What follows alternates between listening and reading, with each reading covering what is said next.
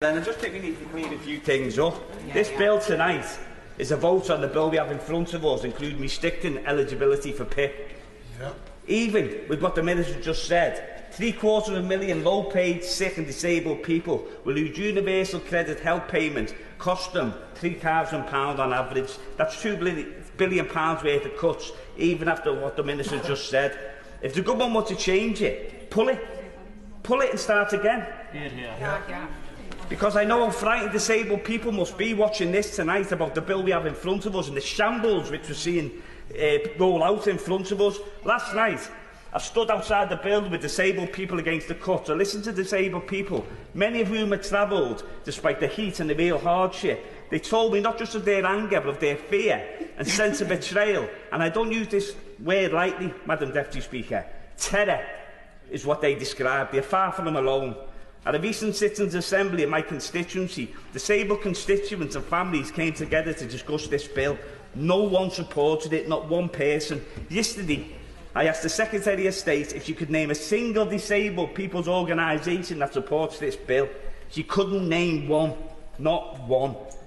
Disabled people in my constituency tell me are feeling abandoned, are feeling punished, and perhaps most heartbreakingly, are believing that a Labour government, their Labour government, after 14 years of Tory austerity and attacks, COVID and the cost of living crisis, will protect them.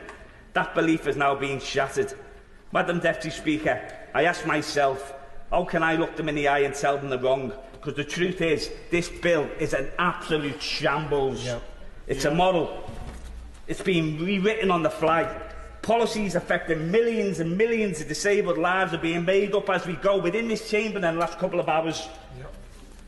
We are being asked to vote on a bill as legislators without full impact assessments, without proper scrutiny, without even knowing what the final version will be.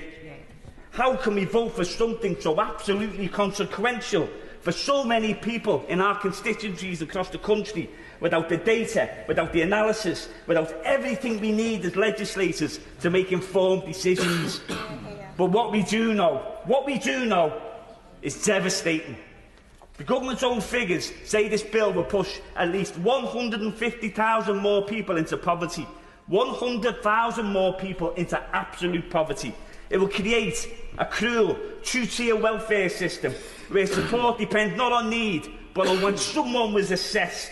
That is just not unworkable. Not just unworkable, it's absolutely morally indefensible. Deputy Madam Speaker, some votes define us in here. They reveal who we are and what we stand for. This tonight is one of those votes.